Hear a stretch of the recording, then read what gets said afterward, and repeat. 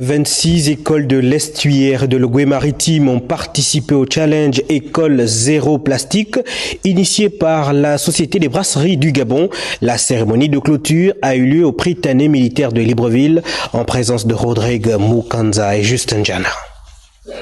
Pour la clôture de la deuxième édition du challenge École Zéro Plastique, initiée par la Société des Brasseries du Gabon et ses partenaires dans les lycées, collèges et écoles primaires, les challengers ont posé leurs valises à l'amphithéâtre du Prytanée militaire. Nous avons été témoins d'un mouvement impressionnant, une véritable révolution verte menée par nos enfants et nos adolescents, qui se sont engagés avec une énergie inégalée dans la lutte contre la pollution plastique. Près de 26 000 jeunes ont été touchés par notre message sur la valorisation des déchets. La préservation de l'environnement, le recyclage, une question brûlante de notre époque, a évoqué sans tabou en milieu scolaire pour une prise de conscience collective.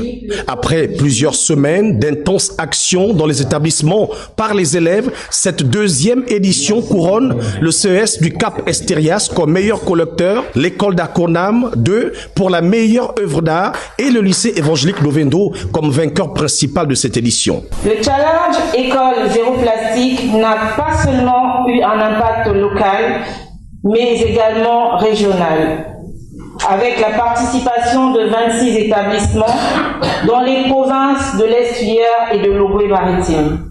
Une plateforme collaborative dénommée le Parlement vert sera créée. Elle aura pour objectif de fédérer ces jeunes acteurs et de concrétiser les prochaines actions écologiques. Le rendez-vous de la troisième édition du challenge École Zéro Plastique est donc pris pour l'an prochain.